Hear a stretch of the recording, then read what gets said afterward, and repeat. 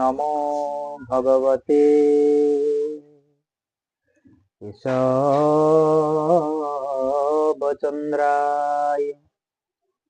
ॐ नमो भगवते सुकान्तिसुताय।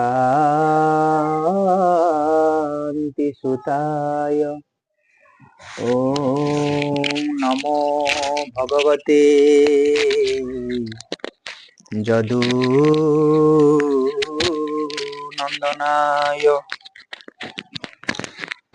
ॐ नमो भगवते चरमनाथाय।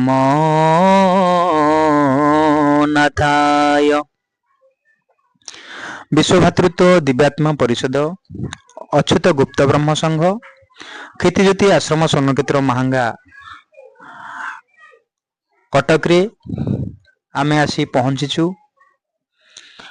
आपण मानकु अनेक दिन तले जरिया कुलिया स्पिरिचुअल चैनल माध्यम रे कली जुगे रे कलीर ए अंतिम समय रे ओडिशा राज्यर कटक जिला अंतर्गत स्वर्णक्षेत्र महांगा कटक बगारे रे आविर्भाव होई भक्त अनुगत शिष्य साधु सन्थ ऋषि मुनि मानक सह पूर्वजुग भली हजार हजार कोटि कोटि लीला गोपने रे करी आसीथिबा करुथिबा से कल्की नारायणकर संपर्क रे आपण मानकु आलोचना प्रसंग रे सुनाइथिली। आज पुनर्बार आमे सेही पवित्र क्षेत्र रे से जरिया कुले रे आमे आसी पहुंचीचु। से स्वर्ण क्षेत्रर पवित्र माटी रे आमे आसी पहुंचीचु। जो पवित्र भूमि रे पूर्ण परम ब्रह्म कलिजुगर अवतारी ब्रह्म श्री श्री श्री केशव नारायणकर आविर्भाव घटिछि। आज पुनर्बार आउ थरे आमे आपणक निकटकू एक भक्ति भावपूर्ण आलोचना प्रसंग नेबाकू चेष्टा करूची। आज आमे पचारि बुझिबा विगत 35 वर्ष धरी ए स्वर्णक्षेत्र महांगारे निजर जीवन को प्रभुंकर पद सेवारे बितेइथिबा माधव बाबांक सह आमे आलोचना प्रसंग जारी रखिबु। आमे तांको निकटरू पचारि बुझिबा बाबा गुरुस्वामी गुरुस्वामी आपणकर परिचय टिके दियंतु। ओम गुरुस्वामी केशवाय नमः। गुरुस्वाय नमः। गुरुस्वाय नमः। ओम नमो भगवते वासुदेवाय नमः। ओम सर्वनाथाय नमः। गुरुस्वामी नमः। आपणकर परिचय टिके प्रदान करंतु। पिला दिनो लाइन भितर प्रभु मते नहीं आनी। मो पिला दिन जिते जुआड़े धंदा सारिकी आसी संध्या बेले सकाळे मु ठाकुर कर्म करे। प्रभात माने 3टा राति उठी बिछना दंड मारे। दंड मारिक उठी जमे जंगल हाणी परिष्कार करी तेरे जाई 4टा राति गाधे जीवी। दोटी कुकुर थिले नाली काईचा कला काईचा सी मो संगे संगे 2 जण जिबे। आज्ञा निकटे जिबे मु हमर जीवेश्वर महादेवंक बैराज पाखरे नहीं गाधे की आसु। से 2 जण कुकुर बुलिबे मु जेमती आसी कासीबी से मो पछे पछे आसंती। 2 साइड से आसंती। मु सियाडू ठाकुरंकर पई गुलाब तुलसी बेलपत्र धरी आसबी। सेठी हमर बालेश्वर महादेव अछंती सेठी दर्शन करी आसिकी निजे माँ का वृंदाथी को पानी देवी। पानी दे मोर बोधा बदली करी नित्यक्रम सारी माँ का पूजा करी। तापरे मो महादेव को पूजा करे ध्यान करे। आउ जगह बढ़िया सरला मंगला दुर्गा ये सब फोटो रखी पूजा करे। सबुदिन जुआड़े जाइछि राति 10टा हो 11टा हो धोई देबी ठाकुर कर्म करी। तापर जाई आपनकर ना कोन आपन नाटा कोन? हमर मो ना होतनी माधव दास। मधे माधव माधव डाकंती। घर घर हमर साहापुर ସାପୁର କୁଆଡେ ସେଟା? ବାଲିପଡିଆ ସାପୁର ମୋର ତ୍ରିବେଣେଶ୍ୱର ମହାଦେବ ବ୍ୟାରାଜଙ୍କ ସେପାଖରେ ଆଜ୍ଞା ଆଜ୍ଞା ସାପୁର, ଆଜ୍ଞା। କଟକ ଜିଲ୍ଲା। କଟକ ଜିଲ୍ଲା, ଆଜ୍ଞା ମାହାଙ୍ଗା ଥାନା। ଆଜ୍ଞା। ତେବେ ଆପଣ ବାଲ୍ୟକାଳରେ ଆପଣଙ୍କର ଜୀବନଚର୍ଯ୍ୟା ମୁଁ ଆଧ୍ୟାତ୍ମିକ ହଁ ଭାବଧାରାରେ ଠାକୁରଙ୍କ ବିତେଉଥିଲେ। ମୁଁ ସବୁ ଯୋଉଠି ନିମ ବରୁଣ ବେଲପତ୍ର ବେଲଗଛ ଆଉ ଶାଳ ଗଛ ଏସବୁ ଗଛ ଥାଏ ମୁଁ ସେଠି ଯାଇକି ଫୁଲ ପାଣି ଦିଏ, ଆଜ୍ଞା ପୂଜା କରେ। ଆଉ ମୋର ଆସ୍ଥାନରେ ଲିଙ୍ଗ ରଖି ପାଇଥିଲି ଗୋଟିଏ ଆଜ୍ଞା ମହାଦେବଙ୍କର, ଆଉ ତ୍ରିଶୂଳ ରଖି ମୁଁ ପୂଜା କରେ, ଆଜ୍ଞା ଧ୍ୟାନ କରେ। ଧ୍ୟାନ ବେଳେ ମହାଦେବଙ୍କୁ ଧ୍ୟାନ କରେ। ଗୋଟେ ମାନେ ତେନ୍ତୁଳିଆ ବିଛା ସେ ଚାରିକରେ ବୁଲିବ। ପ୍ରଭୁଙ୍କୁ ଯେତେବେଳେ ମହାଦେବଙ୍କୁ ଯେତେବେଳେ ମୁଁ ଧ୍ୟାନ କରେ ଚାରିକରେ ସେ ତେନ୍ତୁଳିଆ ବିଛା ବୁଲିବ। ବୁଲି ସାରା ମୁଁ ଯଦି ଧ୍ୟାନ ଭାଙ୍ଗିବି ତାହେଲେ ସେ ବାଟେ ବାଟେ ପଳେଇବ। ସେ ରହିବ ତା ଜାଗାରେ ଆଉ। ଆଜ୍ଞା। ପ୍ରତିଦିନ ପ୍ରତିଦିନ ମୁଁ କର୍ମ ସାରି ମୋର ଯାହା କର୍ମ ତେବେ ଥିବ ବାଲ୍ୟକାଳରେ ତ ଆପଣଙ୍କର ଜୀବନ ଆଧ୍ୟାତ୍ମିକ ଜୀବନ ଯାପନରେ ହଁ ବିତଉଥିଲେ। ତେବେ ଯୋଉ ସ୍ୱର୍ଣ୍ଣକ୍ଷେତ୍ର ମାହାଙ୍ଗାକୁ ଆସିଲେ କିଭଳି ଭାବରେ ଠାକୁରଙ୍କୁ ଜାଣିଲେ କେମିତି? ଏଠି କେମିତି ପହଞ୍ଚିଲେ? ସବୁ କିଛି ତ୍ୟାଗ କରିକି ଆପଣ ଏଠି ବ୍ରହ୍ମଚାରୀ ରୂପରେ ସବୁ କିଛି ତ୍ୟାଗ କରିକି ରହିଲେ। ଠାକୁର ଆପଣଙ୍କୁ ଏ ଯୋଉ ଦାୟିତ୍ୱ ଦେଲେ ଅବଡା ବାଗରେ ଶ୍ରୀ ଜଗନ୍ନାଥଙ୍କର ସମ୍ପୂର୍ଣ୍ଣ ପୂଜା ବ୍ୟବସ୍ଥାକୁ, ଏଇ ସବୁ କଣ କେମିତି ସମ୍ଭବ ହେଲା? କିଭଳି ଭାବରେ ଆପଣ ଠାକୁରଙ୍କୁ ଜାଣିଲେ କେଶବ ନାରାୟଣ? ଠାକୁର ଏଠି ମାନେ ଅବତରଣ ହେଲେ ଆମ ଗାଁରେ ସବୁ ଆସନ୍ତି। ଆଜ୍ଞା। ଗାଁରେ ଆସନ୍ତି ମତେ ଆସି କହନ୍ତି କେତେ ବୟସ ହେଇଥିଲା ଆପଣଙ୍କୁ? ସେତେବେଳେ ମତେ 40 ବର୍ଷ ହେଇଥିଲା। ଆଜ୍ଞା ସେତେବେଳେ 40 ବର୍ଷ ହେଇଥିଲା। ମୁଁ ସେଠି ମତେ କହନ୍ତି, ମୁଁ କହିଲି ହଉ ଠାକୁର ଯଦି ମୁଁ ଯଦି ସତ ଗୁରୁ ପାଇବି ତାହେଲେ ଯାଇ ପହଞ୍ଚିବି। ସଦ୍ଗୁରୁ ଡାକିବେ ନିଶ୍ଚିତ ଯିବି ପହଞ୍ଚିବି। ଆପଣ ଯାଉଛନ୍ତି ଯାଆନ୍ତୁ ଆଉ। ସେମିତି ହିଁ ମାନେ କିଛି ଦିନ ଗଲା, ସେମାନେ ସବୁ ଆସନ୍ତି। ତାପରେ ଆମର ଯୋବରାର ଜଣେ ସୁର ଭାଇ ବୋଲି ସେ ଏମପି ଥିଲା, ଆଉ ତାଙ୍କ ଗାଁରେ ଜଣେ ରଥ ଭାଇ ବୋଲି ସିଏ ନାମ ଫାମ ପ୍ରେମୀ। ଦି ଜଣ ଏକଜୁଟ ହେଇ ଯୁଆଡେ ନାମ ହବ ନାମ ପ୍ରେମୀ ସେ ନାମରେ ଯାଆନ୍ତି। ଶତ୍ସଙ୍ଗ ଫତ୍ସଙ୍ଗ ସବୁ ବୁଲନ୍ତି। ଆଜ୍ଞା ସେ ବୁଲି ବାଲିକିରି ଯାଇକି ଆମ ପାଖରେ ପହଞ୍ଚନ୍ତି। ଗୋଟେ ଆମ ଆଶ୍ରମରେ ପହଞ୍ଚନ୍ତି। ଆଶ୍ରମ କରିଥିଲି। ଆଜ୍ଞା। ଆପଣ ଗୋଟେ ଆଶ୍ରମରେ ବ୍ୟକ୍ତିଗତ ଆଶ୍ରମ କରିଥିଲେ? ବ୍ୟକ୍ତିଗତ ଆଶ୍ରମ କରିଥିଲି। କୋଉଠି ସେଇ ତ୍ରିବେଣୀଶ୍ୱରରେ? ହଁ ଆମ ସେଇ ସାହାପୁର ଆଜ୍ଞା ବାଲିପଡିଆରେ। ସେ ମାଙ୍କ କନକ ଦୁର୍ଗାଙ୍କର ଆସ୍ଥାନ। ଆଜ୍ଞା ସେଠି ମୁଁ ଆମର ପୂଜା କରୁ। ପୂଜା କରି ମୁଁ ଆମର ଅଷ୍ଟମୀ ନବମୀ ରେ ପୂଜା ହୁଏ, କଳସ ବସେ। ଆଉ ଗାନ ଟାନ ହୁଏ, ବାଦ୍ୟ ବାଜି କଳସ ବୁଡା କରି ଠାକୁରଙ୍କୁ ସେଦିନ ଗୋଟେ ଦିନ ବଳିଦାନ ବି କରାଉ। ଆଜ୍ଞା ଅଷ୍ଟମୀ ନବମୀ ପୂଜା ଆଜ୍ଞା କରଉ। ସବୁଦିନେ ସେଇ ମୋର ଠାକୁରଙ୍କର ପ୍ରଭୁ ଯୁଆଡେ ଯିବି ଆସିକି ପହଞ୍ଚିବି। ଯେତେ ଅଷ୍ଟପରି ହେଲେ ବି ମୁଁ ଯାଇକି ସେ ନନାଙ୍କ ପାଖରେ ରହେ। ସେ ନନାଙ୍କ କତିରୁ ସବୁ ଶିଖେ। କୋଉଠି ସେ ଯୋଉ ଯେ ଅଷ୍ଟପରି ଯାଏ, ଆଜ୍ଞା ନନା ସବୁ ଆସିଥିବେ, ହୁଁ ସେ ନନାଙ୍କ କତିରେ ମୁଁ ଯାଇ ରହେ। ଆଜ୍ଞା ରହିକି ସବୁ ଶିଖେ, ଦେଖେ ସେ କେମିତି କଣ କରୁଛନ୍ତି।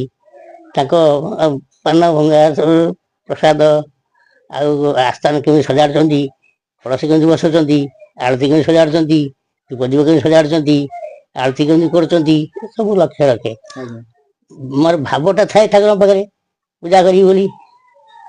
ସେମିତି ସବୁ ଜାଗା ଯୁଆଡେ ଯିବି ମୁଁ ସେଇ ନନାଙ୍କ ପାଖରେ ଥାଏ, ଆଉ କୁଆଡେ ଯାଏନା। ଏମିତି ସବୁଦିନ। ଆଉ ଯେତେ ଆମକୁ କହିଲେ ବ୍ୟବହାର କରିବା ପାଇଁ ମୁଁ ରାଜି ହେଲିନି। କୋଉଠି? ବିଭାଘର କରିବା ପାଇଁ ଯେତେ କହିଲେ ମୁଁ ରାଜି ହେଲିନି। ଆଚ୍ଛା, ବିବାହ ଆପଣ ବି ହେଲେନି? ନାଇଁ, ତାପରେ ଘରେ ବାପା ମା? ଆଜ୍ଞା ମା ବାପ ପିଲାଦିନ ଯାଇଥିଲେ, ମା ଥିଲେ। ଆଜ୍ଞା କହିଲେ ମୁଁ ମନା କଲି। ସେ ବି ଯେତେ ବହୁତ ଚେଷ୍ଟା କଲେ ହେଲାନି। ଆଜ୍ଞା ଆଉ ମାଙ୍କ ସେଠୁ ମା କିଛି କହିଲେନି। ପିଲାମାନେ ସବୁ ଆମ ସାଙ୍ଗ ପିଲା ଯେତିକ ଆଜ୍ଞା ସବୁ ମାଆକୁ ଉସ୍କାନ୍ତି। ଆଜ୍ଞା ମା ବିଗିଡା ବିଗିଡି କଲେ ମୁଁ କିଛି ଶୁଣେନା। ଆଜ୍ଞା ମା କହୁଛନ୍ତି, ମାଙ୍କ କଥା କଣ ମୁଁ ଶୁଣିବି? ମୁଁ ମାଆକୁ ଯେତେ ଯାହା କଲେ ମୁଁ ମାଆକୁ ଶ୍ରଦ୍ଧା କରେ। ଆଜ୍ଞା ଶ୍ରଦ୍ଧା କରି ଆଉ ତାପରେ ସେ ରଥ ଭାଇ ହେରିକା 15 ଦିନେ 8 ଦିନେ 15 ଦିନେ ଯାଆନ୍ତି। ଆଶ୍ରମ ଆସନ୍ତି? ଆସନ୍ତି, ଯାଆନ୍ତି ଆମ ଆଶ୍ରମକୁ ଯାଆନ୍ତି। ଆଜ୍ଞା ଯାଇକି କହନ୍ତି ବାବା ଚାଲନ୍ତୁ, ଠାକୁର ଅଛନ୍ତି। ଆଉ ଦର୍ଶନ କରିବା ସେଠି ରହିବ ଚାଲନ୍ତୁ। ଆଜ୍ଞା ଠାକୁର ଯେତେବେଳେ ଯିବେ ଆମକୁ ଡାକିବେ ଆମେ ଯିବୁ। ଆଜ୍ଞା ଠାକୁର ଡାକି ନାହାନ୍ତି ଆମେ ଯିବୁ କେମିତି? ଆଜ୍ଞା ଏମିତି ହେଇ ରହିଲି। ଆଉ ମୋର ଟିକେ ମାନେ ସାଧନା ଉପରେ ଥିଲା ଲକ୍ଷ୍ୟ, ସାଧନା ମାନେ ତାନ୍ତ୍ରିକ ଉପରେ। ହଉ ଆପଣ ସେତେବେଳେ ତନ୍ତ୍ର ବିଦ୍ୟା ସାଧନା ହଁ କରୁଥିଲେ। ସାଧନା କରିବା ପାଇଁ ଚେଷ୍ଟା କରିଥିଲି, ମାନେ ଆଜ୍ଞା ପୂଜା ଦି ଆଡୁ ଚେଷ୍ଟା କରିଥିଲି ଆଜ୍ଞା କିନ୍ତୁ ସାଧନା ଅବର୍ଥରେ ହେଲାନି। ଆଜ୍ଞା ଏପଟେ ଟିକେ ଟିକେ ହେଲା, ଦେଲା ମୁଁ ଠାକୁରଙ୍କ କତିକି ଆସିଲି। ଆଉ କହିଲେ ପ୍ରଭୁ ଆଉ କିଛି ଦିଅନ୍ତୁ, ମୋ ସ୍ୱର୍ଣ ଶକ୍ତି ରହୁନି, ଆପଣ ଟିକେ କିଛି ଦିଅନ୍ତୁ।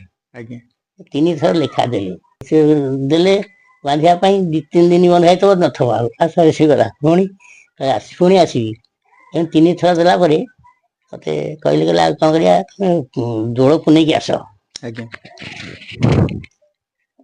କଣ କରିବା, ଦୋଳକୁ ନେଇକି ଆସିଲି, ଦେଖିଲା ଧାରା ଚାଲିଛି। ଧାରା ଚାଲିଛି, ଧାରା ମୁଁ ସେଠୁ ଦେଖିଲି ଯେ 12ଟା ପରେ, ମୁଁ କହିଲି 12ଟା ପରେ ଅପେକ୍ଷା କଣ କରିବି, ଧାରା ତ ଏକାଥରେ ନେଇଯିବି ଆଉ। ଆଜ୍ଞା ଗଲି ସେଠୁ ଆମର ସବୁ ଭାଇମାନେ ଥିଲେ, ସେଠି ମତେ ସବୁ ଲେଖା ଲେଖି କଲେ, ମାନେ ଆମର ଗାଁ ନାଁ ସବୁ ଡକୁମେଣ୍ଟରେ ଲେଖିଲେ। ସେଠୁ ସେ କହିଲେ ଠାକୁର ପାଖକୁ ଯାଅ। ଆମେ ଠାକୁରଙ୍କୁ ଦେଖିନୁ ନା ଜାଣିନୁ, ସେଠୁ ଭୟ କରି ଗଲୁ, ଯାଇକି ପ୍ରଣାମ କଲୁ। ସେଠୁ ଠାକୁର କହିଲେ କଣ କହୁଛନ୍ତି? କହିଲେ ଆଜ୍ଞା ଧାରା ନେବି। ସେଠୁ ସେ ଲେଖିଦେଲେ, ଆସିଲେ ସେ ଭାଇମାନେ ସବୁ ଶିଖେଇ ଦେଲେ। ସେଠୁ ଦୋଳକୁ ନେଇଗଲି। ଚୈତ୍ର ପୁନେଇଁରେ ଆମର ଅଷ୍ଟପ୍ରହରୀ ହେଲା। ଆଜ୍ଞା ଆସିଲି ସେଠୁ ଅଷ୍ଟପ୍ରହରୀ ରହିଲୁ, ନାମ କୀର୍ତ୍ତନ ହେଲା। ସକାଳୁ ସେଠୁ ଆମର ମଲ୍ଲିପୁରା ନାମ ଭ୍ରମଣ ନାମ ଚାଲିଲା, ପାଦୁକା ଆଜ୍ଞା ଗଲା। ମୁଁ ସେ ତାଙ୍କର ସାଙ୍ଗରେ ସେଇ ଭ୍ରମଣ ନାମରେ ପଳେଇଲି। 3 ମାସ କାଳ ବୁଲିଲି କୁଆଡେ ଭ୍ରମଣ କୁଆଡେ ନାମରେ। କୁଆଡେ କୁଆଡେ ଭ୍ରମଣ ନାମରେ ବୁଲୁଥିଲେ? ଆମର ବରାଇପୁର, ମାଙ୍ଗା ବରାଇପୁର ଯୋଉ ଅଛି। ଆଜ୍ଞା ଆଉ ଭେଡା, ମାଳ, ବିଭିନ୍ନ ପ୍ରକାର ସବୁ ଯେତେ ଅଛନ୍ତି ଭାଇମାନେ ସବୁ ଡିଷ୍ଟ୍ରିକ୍ଟର ଆମେ ସବୁ ବୁଲିଲୁ। ଆଜ୍ଞା ସବୁ ଡିଷ୍ଟ୍ରିକ୍ଟ ବୁଲି, ମୁଁ କଣ କରେ ନା, ମୋର ସଦାବେଳେ ଠାକୁରଙ୍କର ଭାବ ତ, ମୁଁ ନାଚକୁଦି କରେ। ଆଉ ଯୋଉ ନନା ଆମର ପୂଜା କରନ୍ତି, ତାଙ୍କ ପାଖରେ ରହେ। ତାଙ୍କର ସିଏ ଶୋଇଥିବେ, ମୁଁ ଉଠିକିରି ଆସ୍ଥାନ ଝାଡୁ ଫାଡୁ ମାରି, ପାଣି ଫାଣି ଛିଞ୍ଚି, ଆଳତି ଫାଳତି ସଜାଡି ତାଙ୍କୁ ଡାକିବି। ମୁଁ କହିବି ନନା ଆଉ ଯାଆନ୍ତୁ ସ୍ନାନ କରିକି ଆସିବେ, ଠାକୁରଙ୍କ କାମ କରିବେ। ସେ ସେଠୁ ଗାଧେଇକି ଆସିବ, ତାଙ୍କ କତିରେ ସବୁ ରହିବି, ଯୋଗାଡ଼ ଦେବି, ଆଉ ସବୁ ସଫାସୁତୁରା ଭଲ ମନ୍ଦ ସବୁ କରିବି। ଆଜ୍ଞା କଲା ଭିତରେ ସେମାନେ ସବୁ ଖୁସି ହେଲେ। ଆଉ ନାଚକୁଦ ମାନେ ଦିନ ସାରା ନାଚିବି, ସବୁ କରିବି। ଯେତେବେଳେ ଖେଳେ ସେମାନେ ସମସ୍ତେ ଖୁସି ପାଆନ୍ତି, ଆମର ଯାଆନ୍ତି ସବୁ ଦେଖିକିରି କେମିତି କଣ ପିଲା କରିଛନ୍ତି ଅଛନ୍ତି। ସେ ସବୁ ଖୁସି। ପିଲାମାନେ, ଗାଁ ପିଲାମାନେ ଯେତିକି ସବୁ ଥିଲେ, କହିଲେ ନାଇଁ ବାବା ତମେ ଆମ ଗାଁକୁ ମାନେ ଆମ ଗଲେ ଆଉ ତମେ ରହିବ ଆମର ଆଶ୍ରମରେ, ଆଉ ଆମ ଠାକୁରଙ୍କୁ ନେଇକି କହିବୁ, ଆଉ ଆପଣ ରହିବେ। ମୁଁ କହିଲି ଆଜ୍ଞା ଦେଖିବା ପ୍ରଭୁଙ୍କର ଇଚ୍ଛା, ଆଉ ନାମ ଗଲେ ରହିବା ଆଉ। ଏମିତି ବୁଲି ବୁଲି ରଜକୁ ନାମ ଆଶ୍ରମକୁ ଆସିଲା। ସେଠୁ ଆମେ ଆସିଲୁ। ପିଲାମାନେ ସେଠୁ ସବୁ ଟୋକା ମତେ ସାଙ୍ଗରେ ନେଇକିରି ଗଲେ। ଆଜ୍ଞା କୋଉଠି ଠାକୁରଙ୍କ ପାଖକୁ? ହଁ ମାନେ ସିଏ ତାଙ୍କର ମାନେ ସିଏ ପିଲାଳିଆ ତ, କହିଲେ ବାବା ତମେ ସବୁ ତାଙ୍କ ଖାଇବା ଦାୟିତ୍ୱ ବୁଝିବ। ଚାହା ପାନ ବିଡି ଯାହା ଦରକାର ତମେ ଆଣିକି ଦବ। ଘରେ କହିଦେଲେ ବାବା ଆସିବେ, ତାଙ୍କୁ ଯାହା ଦରକାର ତାଙ୍କୁ ନେଇ ଦବ, ସେ ଦେବେ ଦବ। ମୁଁ ସବୁ ଦିଏ, ପିଲାମାନେ ଖୁସି। ଯେତେ ଭୋଗ ରାଗ ସବୁ ଚଣ୍ଡ ଫଣ୍ଡ ଚାଲନ୍ତି, ତାଙ୍କୁ ଦେଇଦିଏ ଆଣିକିରି। କାହାଙ୍କୁ?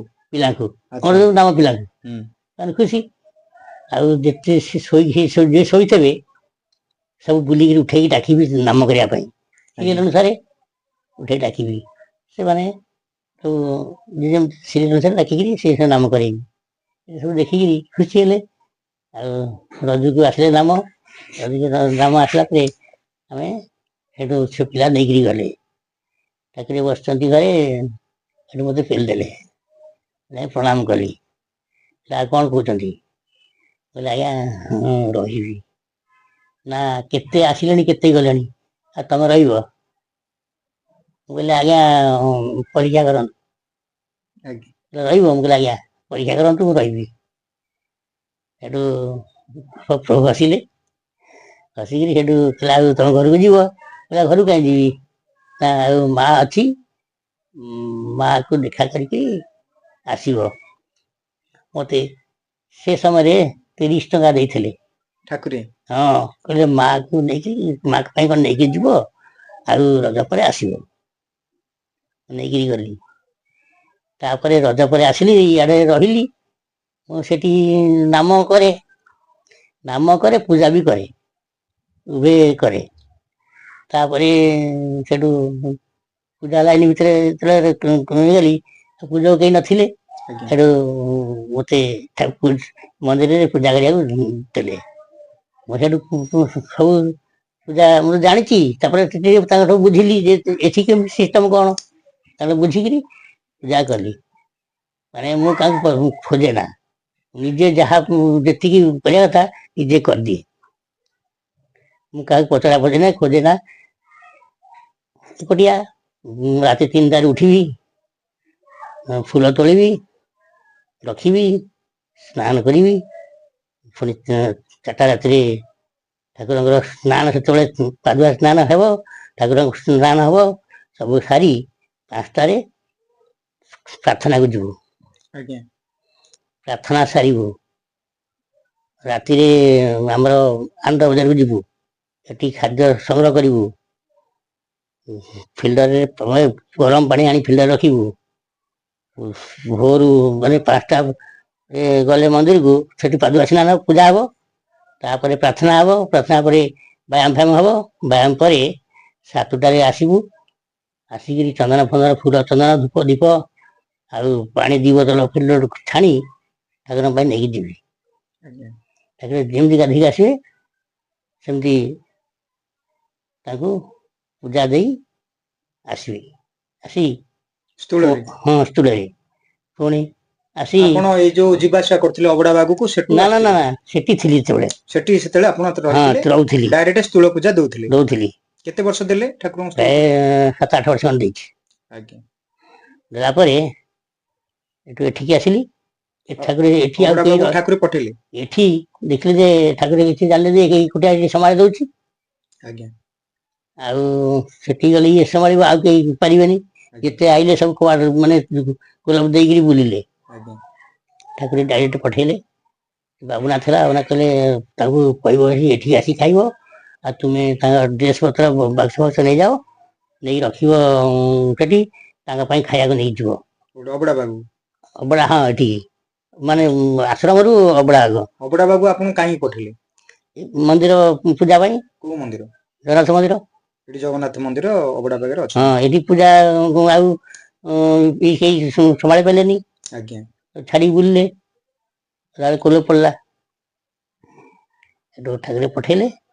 ଏଠି ପୂଜା ମାନେ ଜଗନ୍ନାଥ ମନ୍ଦିର ଏଠି ଅବଢା ବାବୁ ଯେବେଠୁ ଆପଣଙ୍କୁ ଠାକୁରେ ପଠେଇଲେ, ସେ ସେବେଠୁ ଆପଣ ଏଇଠି ରହିଲେ? ଏଇଠି ଅଛୁ। ଆଉ ସେଠିକି ଯାଇନାହାନ୍ତି? ନାଇଁ ସେପଟକୁ ଆଉ ସ୍ୱର୍ଣ୍ଣକ୍ଷେତ୍ର ଧାମକୁ ଯାଇନାହାନ୍ତି? ନାଇଁ, ସେପଟ ଆଡକୁ ଏଇଠୁ ଏ ଏଇଠି ଅବଢା ବାଗରେ ରହିଲେ? ଅବଢା ବାଗରେ ରହିକି ଆପଣ ସଦାସର୍ବଦା ଜଗନ୍ନାଥଙ୍କ ସେବାରେ ରହିଲୁ। ସେଠୁ ଗୁଣ୍ଡିଚା ମନ୍ଦିରକୁ ଯାଏ 2 ଟାଇମ ପୂଜା କରିବା ପାଇଁ। ଆଜ୍ଞା ଏଠି ପୂଜା ସାରି ହୁଁ ପୁଣି ଗୁଣ୍ଡିଚା ମନ୍ଦିର ଯିବି ପୂଜା କରିବା ପାଇଁ 2 ଟାଇମ, ସନ୍ଧ୍ୟା ସକାଳେ। ଆଜ୍ଞା ଏକୁଟିଆ ସବୁ ଦାୟିତ୍ୱ ବୁଝେ।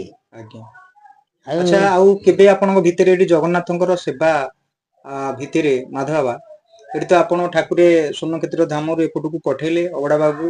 ଆପଣ ସେଇ ସାମର୍ଥ୍ୟ ଥିଲା, ଆପଣ ଜଗନ୍ନାଥଙ୍କର ଯୋଉ ପୂଜା ବିଧାନ ଆପଣ ଏଠି କରିପାରିଲେ। ଆଚ୍ଛା, କେବେ ଆପଣ ଠାକୁରଙ୍କୁ ସ୍ଥୂଳ ଦର୍ଶନ କରିବା ପାଇଁ ଇଚ୍ଛା ହୁଏ ନା? ସେଠିକି ସ୍ୱର୍ଣ୍ଣକ୍ଷେତ୍ର ସେପଟକୁ ଯାଆନ୍ତି ନା ଆପଣ? ଯେତେବେଳେ ଆମର ଆବଶ୍ୟକ ଦରକାର ହୁଏ, ଆଜ୍ଞା ଆମେ ଯାଉ।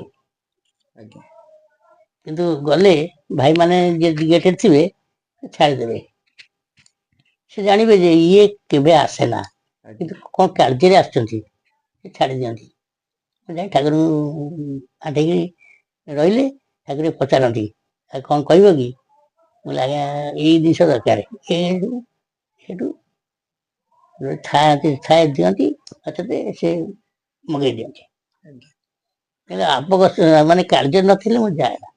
ଆଉ ଏଠିକି କେବେ ଠାକୁର ଆସିକି ଆପଣଙ୍କୁ ଦର୍ଶନ ଦେଇନାହାନ୍ତି? ହଁ ଆସନ୍ତି, ଏଠି ରହିକି ଏଠି ମାନେ ଆମର କଣ ଠାକୁର କେମିତି ଗୋଟେ ଲୀଳା କହିଲେ ଟିକେ, ଯେମିତି ଆପଣଙ୍କ ସହିତ ଦେଖା କରିବାକୁ ସେପଟରୁ ଏପଟକୁ ଆସିଥିବେ ଠାକୁରେ। ଠାକୁରେ ଏଠିକି ରାତି 12ଟାରେ ଆସନ୍ତି। ଆଜ୍ଞା, ଅବଢା ବେଳକୁ। ସିଏ ଚାଲିକିରି ଆସନ୍ତି, ଗାଡିରେ ବି ଆସନ୍ତି। ଆସି 12ଟା ରାତିରେ ଆମର ସେଠି ଚୌପାଟି ଥିଲା, କୂଅ ରହିଛି, ଚୌପାଟି ଥିଲା, ଚୌପାଟିରେ ବସିବେ। 12ଟା ରାତିରେ ମୁଁ ଉଠିବି, ଠାକୁର ଆସିଲା ମାନେ ମୋର ଚେତନା ଆସିବ। ଆସିକିରି ସଦାଇ ବାଲା ଠାକୁରେ ବସିଥିବେ, ପ୍ରଣାମ କରିବି। ଆସିକି ବୁଲିକିରି ସେ ଯିବେ। ଆପଣ ଘରେ ଶୋଇଥିବେ କିନ୍ତୁ ଠାକୁର ଆସିବେ ନା ଆପଣ ଜାଣିପାରିବେ? ହଁ, ମୋ ନିଦ ଧଡ଼କିନି ଭାଙ୍ଗିବ। ମାନେ ମୋ ରାତିରେ 3 ଟାଇମ ଭାଙ୍ଗିବ ନିଦ। ଆଜ୍ଞା। ମୁଁ ଯଦି 11ଟାରେ ଶୋଇବି, 12ଟା ସାଢେ 12ଟାରେ ଭାଙ୍ଗିବ ନିଦ। ପୁଣି ଶୋଇବି 2:30ଟାରେ ଭାଙ୍ଗିବ, ପୁଣି 3ଟାରେ ଭାଙ୍ଗିବ। ଆଜ୍ଞା। 3ଟାରେ ଉଠିବି, ଧୋଇଧାଇ ହେବି, ଫୁଲ ତୋଳିବି। ଫୁଲ ତୋଳିକି ରଖି ଲାଟିନ୍ ଯିବି, ସେଠୁ ଆସି 4ଟାରେ ପହଡ଼ ଖୋଲିବି। ଠାକୁରେ ଏଠିକି ଆସି କଣ ଆପଣଙ୍କ ସହିତ କଥୋପକଥନ କରନ୍ତି? ଆସନ୍ତି, ବୁଲାବୁଲି କରି ଦେଖିକି ଯାଆନ୍ତି। ମାନେ ଆଉ କଥା ଆଉ ଆମକୁ କଣ କହିବି, ଦେଖୁଛନ୍ତି ଆମର କର୍ମଠ ସଦାବେଳେ ସେ କରରେ ନିଯୁକ୍ତି, ଆଉ କହିବେ କଣ? ବୁଲିବାଲି ଦେଖିଦେଲେ କୋଉଠି କଣ ହବ ନହବ କୁହନ୍ତି ଆଉ। ଏଠି କଣ, ଏଇ ଜାଗାରେ କଣ ହବ, ସେ ଜାଗାରେ କଣ ହବ, ସେ ଜାଗାରେ କଣ ସବୁ ଠାକୁର ଆପଣଙ୍କ ସହିତ କହିଛନ୍ତି? ଏଠି ଜଗନ୍ନାଥ ମନ୍ଦିର ହବ, ପିଲାଙ୍କର କିଛି ଘର ହବ। ମାନେ ସବୁ କିଛି କରିପାରିଲେ ନେଇ କରେଇଦେଲେନି, ସେଥିପାଇଁ ତାର ସୂକ୍ଷ୍ମରେ ବି କରୁଛନ୍ତି। ଯେତେବେଳେ କରେଇଦେଲେନି ତ ଏଠି ପାଦୁକା ମେଳା ହବା ପାଇଁ ବି ଠାକୁର ଅନୁମତି ଦେଇଥିଲେ। ହଁ, ପାଦୁକା ମେଳା ହବ, ନାମ ହବ, ଆଉ ଯେତେ ସବୁ ଫଙ୍କସନ ଏଇଠି ହବ। କଳାକ୍ଷେତ୍ର ଏଇଟା, ଏଠି ସବୁ ଠାକୁରଙ୍କର ଇଚ୍ଛା। ଆପଣଙ୍କ ସହିତ ଯୋଉ କଥୋପକଥନ, କି ଖୋଇଦବା, ପିନ୍ଧିଦବା, କି ଡ୍ରେସ ଦବା, ଗୋଟେ ଆନନ୍ଦମୟର ଲୀଳା, ହଁ, ଠାକୁରେ କହୁନାହାନ୍ତି ଗୋଟେ ଲୀଳା। ଯେତେବେଳେ ଯୋଉ ଦରକାର ହୁଏ, ଗାମୁଛା ହଉ, ଲୁଗା ହଉ, ଚାଦର ହଉ, ଯାହା ମାଗିବି ତାଙ୍କ ପିନ୍ଧିବା ଜିନିଷ ଦେଇଦିଅନ୍ତି। ସିଏ ଆଉ ଅଲଗା କିଛି ଦିଅନ୍ତିନି। ମଫଲର ବି ତାଙ୍କ ପିନ୍ଧିବା ମଫଲର ବି ଦେଇଛନ୍ତି, ଗାମୁଛା ଦେଇଛନ୍ତି, ଚାଦର ଦେଇଛନ୍ତି, ଶାଲ ଦେଇଛନ୍ତି, ସବୁ ପିନ୍ଧିବା ପାଇଁ ଦେଇଛନ୍ତି। ଆଉ ଆପଣ କେବେ ଠାକୁରଙ୍କୁ ଖୋଇ ଦେଇନାହାନ୍ତି? ଠାକୁରଙ୍କୁ ନାଇଁ, ଠାକୁର କେବେ ମୁଁ ଖୋଇ ଦେଇନି, କିନ୍ତୁ ସୂକ୍ଷ୍ମରେ ଦେଇଛି। ଆଉ ଠାକୁରେ ତୁଳାରେ ଦେଇନି। ତୁଳରେ ଆପଣଙ୍କୁ କେବେ ସିଏ ଖୋଇ ଦେଇନାହାନ୍ତି? ଆଜ୍ଞା, ସିଏ ଠାକୁର କେବେ ଆପଣଙ୍କୁ ଖୋଇ ଦେଇନାହାନ୍ତି? ହଁ। ଖୋଇ ଦେଇଛନ୍ତି। କଣ କେମିତି ଗୋଟେ ଲୀଳା କହିଲେ? ବସିଥିବେ ଖାଉଥିବେ, ଯଦି ନାଇଁ କୋଉଠି ପହଞ୍ଚିଗଲୁ କୋଉଠି? ଆଶ୍ରମରେ। ଆଚ୍ଛା, ଯେତେବେଳେ ସେବା କଣ୍ଟିନ୍ୟୁ ଦଉଥିଲେ 8 ବର୍ଷ, ହଁ, ସେ ଠାକୁର ଆସି ଦିଅନ୍ତି, ଖାଇବା ପାଇଁ ଦିଅନ୍ତି। ଖୋଇ ଦିଅନ୍ତି। ଆଉ ଆମର ଏଠି ଆସିଲେ, ଭୋଜି ହେଲେ, ସାଙ୍ଗରେ ବସିକିରି ବସନ୍ତି, ଆମେ ସବୁ ଖାଆନ୍ତି, ଆମେ ପ୍ରସାଦ ପାଉ ପାଖରେ ବସିକିରି। ଆଜ୍ଞା, ଆଜ୍ଞା। ଆଉ ସଦାବେଳେ ଠାକୁରେ ମଝିରେ ମଝିରେ ଆସି ବୁଲିକି ଯାଆନ୍ତି, ଦେଖିକି ଯାଆନ୍ତି, ପଚାରନ୍ତି କଣ କେମିତି ଚାଲିଛି। ଆପଣ କଣ କୁହନ୍ତୁ? ଆପଣ ସବୁ ଜାଣିଛନ୍ତି, ଆଉ କେମିତି କଣ ଚାଲିଛି, ଆମେ ଆଉ କହିବୁ କଣ? ହସନ୍ତି। ଆଉ ଯଦି ପୂଜା ଦିନେ ଯୋଉଦିନ ପୂଜା ନ କରିଥିବି, ସେ ପଚାରିବେ, ଠାକୁରେ ହଁ, ଆଜି ମାଧବ ପୂଜା କରିନାହାନ୍ତି କି? କଣ କାମରେ କୁଆଡେ ଯାଇଛନ୍ତି କି? ପଚାରିଦେବେ ସେଠି। ଆଉ ମୁଁ ଯଦି ଯାଇକି କହିଲି, ମୁଁ କହିଲି ପ୍ରଭୁ ଆଉ କିଛି ମନ୍ତ୍ର ଦିଅନ୍ତୁ। କହିଲା, ମତେ ଦେଲେ ମୁଁ ପାଉଛି, ମନ୍ତ୍ର ତମର କଣ ଦରକାର? ତମେ ଯାହା ଦଉଛ ମୁଁ ପାଉଛି, ଆଉ ମନ୍ତ୍ର କଣ ଦରକାର? ମୁଁ ଆଉ କିଛି କହିଲି, ଚୁପ୍ ପଳେଇ ଆଇଲି।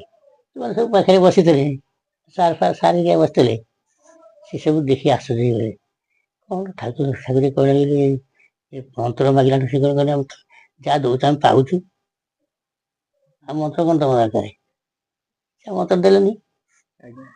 ଆମେ ସେଟାକୁ ନିଜେ ଜଗନ୍ନାଥଙ୍କର ପୂଜାରେ ଯୋଉ ମାଗିଥିଲେ ମନ୍ତ୍ର। କହିଲେ ନାଇଁ, ତମେ ଯାହା ଦଉଛ ଆମେ ପାଉଛୁ। ଯେବେ ଏଠି ପୂଜା ଯଦି କରିପାରିନ ଦିହ ଅସୁସ୍ଥ ପାଇଁ ସେଠି କିନ୍ତୁ ଠାକୁର ପଚାରିବେ। ଯେତେ ଯାହା ହେଲେ ବି ମୁଁ ପୂଜା କରିବି। ଆଜ୍ଞା କେହି ନାହାନ୍ତି ତ ଏକଟେ କିଏ ଆଉ ପିଲାଙ୍କୁ ଡାକିଲା ପିଲା କଣ ଉଠିବେ ରାତିରେ?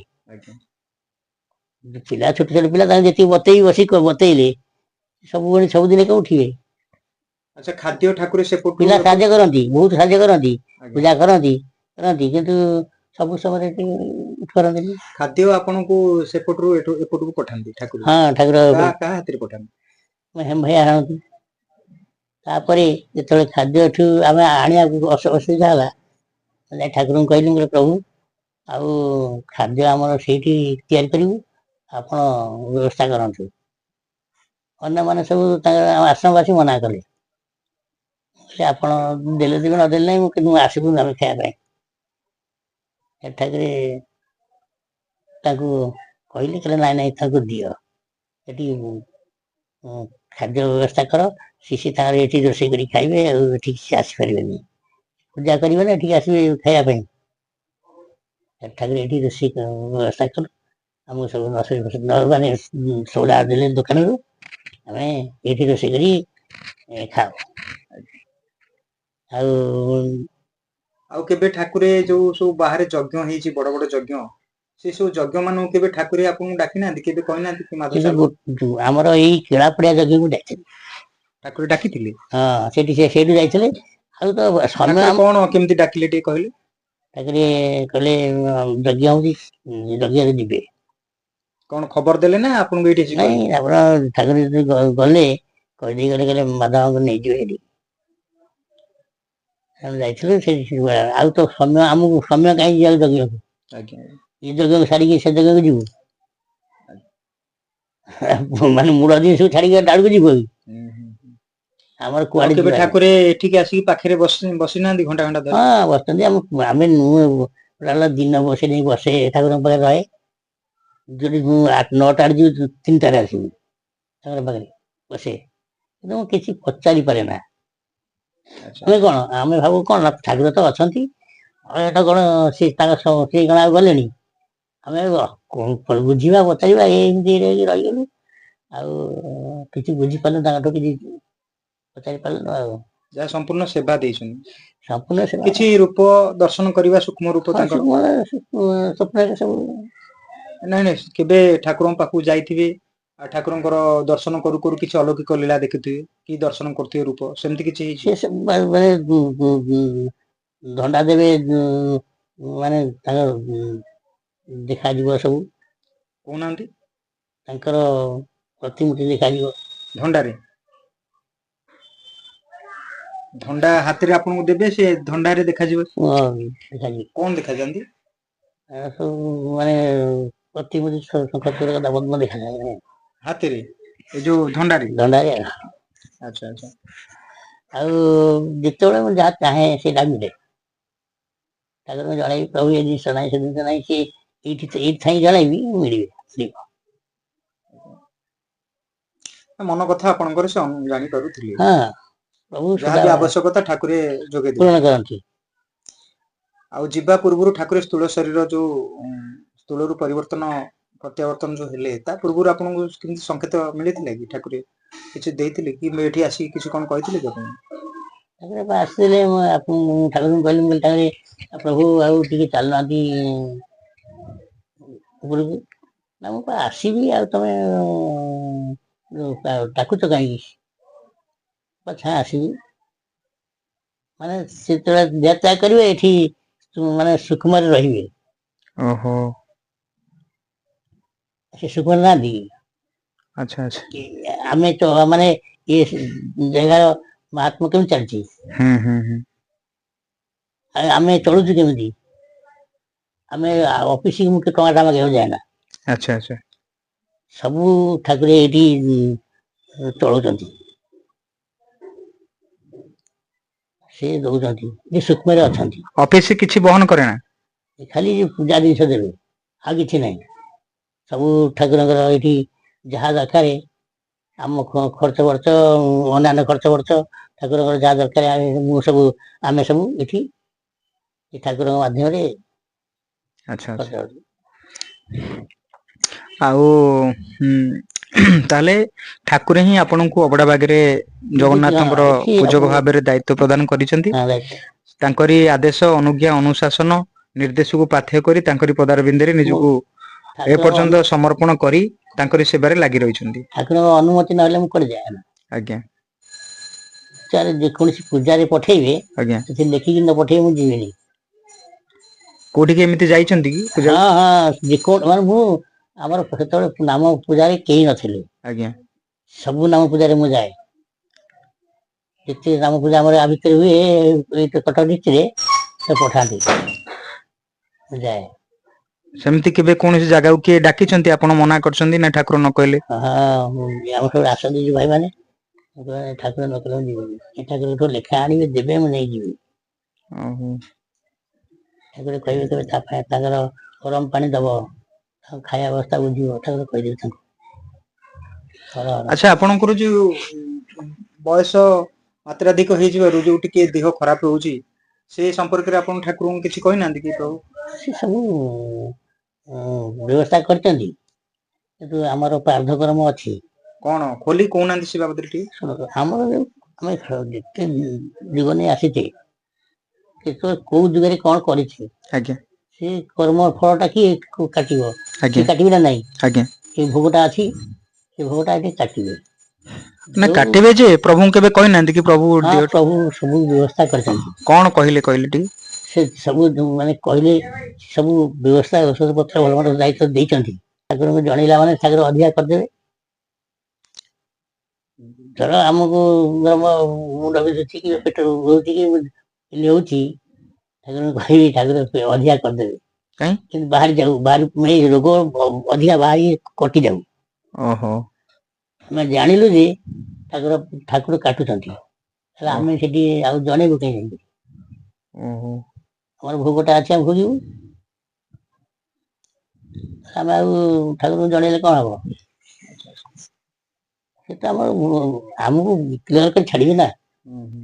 ପାଖକୁ ଆଣିଛନ୍ତି ନା ଆମେ ଆସିଛୁ ପୂଜା ପାଇଁ ଏମିତି ମାନେ ଯେତେବେଳେ ଥଣ୍ଡା ଶ୍ୱାସରେ ହଉଥିବେ ନାକରେ ବହୁଥିବେ ପାଟିରେ ବହୁଥିବ କେହି ମାନେ ସାହାଯ୍ୟ ନ କରିବାକୁ ନଥିବେ ସେମିତି ଯନ୍ତ୍ରଣା ଭିତରେ ବି କାର୍ଯ୍ୟ କରେ। ଏକୁଟିଆ ମଙ୍ଗଳ ଆଳତି ଫୁଲ ତୋଳିବା ସୂର୍ଯ୍ୟ ପୂଜା ମାଙ୍କ ପୂଜା ଆଉ ଆମର ଠାକୁରଙ୍କର ଯୋଉ ଚାରି ମୂର୍ତ୍ତି ଅଛନ୍ତି ବିଭିନ୍ନ ପ୍ରକାର ପାର୍ଶ୍ୱ ଦେବତା ଅଛନ୍ତି ସବୁ ସେବା ମୁଁ କରେ ଏକୁଟିଆ। ନୀତି କରିବି ପୂଜା କରିବି ଭାଇମାନେ ଆସିବେ ଭୋଗ ପୂଜା କରିବା ପାଇଁ ଭୋଗ କରିବା ପାଇଁ ଝଣ୍ଡା ତୁଳସୀ ପାଦୁକା ଭୋଗ ରାଗ ଯେତେବେଳେ ଶୋଇଥିବି ଆସି ଭାଇ ଡାକି ଦେବେ ଖାଇବାକୁ ଯାଉଥିବି ଆସି ଭାଇ ମାନେ ବସିବେ। ପାଇବି ମୁଁ ସେଟାକୁ ବନ୍ଦ କରେ। ସବୁ ପ୍ରଭୁଙ୍କର ଆଶୀର୍ବାଦରୁ ଆମେ ଉନ୍ନତରେ ଅଛୁ କିନ୍ତୁ କୌଣସି ଅସୁବିଧା ନାହିଁ। ଏପର୍ଯ୍ୟନ୍ତ ଯେତେ ଯାହା ହେଲେ ବି ପ୍ରଭୁ ଆମକୁ ଉନ୍ନତିରେ ରଖିଛନ୍ତି।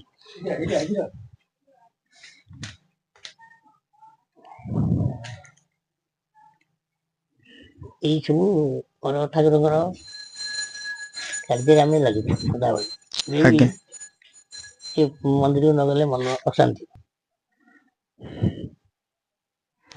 ତେବେ ପ୍ରଭୁ ଯେବେଠୁ ଆପଣଙ୍କୁ ଅବଡା ବାଗରେ ଦାୟିତ୍ୱ ଦେଲେ ସେ ଦାୟିତ୍ୱକୁ ପାଥେୟ କରି ତାଙ୍କରି ସେବାରେ ଆମ ନିଜର ଆଶ୍ରମ ନିଜେ ଆମେ କେମିତି ଗଢିବା କେମିତି ସୁରକ୍ଷା ନବା କେମିତି ଭାଇମାନଙ୍କୁ ସୁରକ୍ଷା ନବା ଭାଇମାନଙ୍କୁ ଆଦର ସମ୍ମାନ କରିବା ଆଉ ତାଙ୍କ ସେବା ଦବା ଆଜ୍ଞା ପିଲାମାନେ ଅଛନ୍ତି ତାଙ୍କୁ କେମିତି ସେମାନେ ଆଚ୍ଛା କେବେ ଆପଣଙ୍କୁ ପାଣିର ଅଭାବ ଘଟିନି ଜରିଆରେ କେବେ ଯାଇନାହାନ୍ତି ରାତିରେ ଗାଧୋଇବା ପାଇଁ? ହଁ ଆମର ଏଠି ପ୍ରଥମ ଯେତେବେଳେ ଆସିଲି ଏଠି କିଛି ନଥିଲା।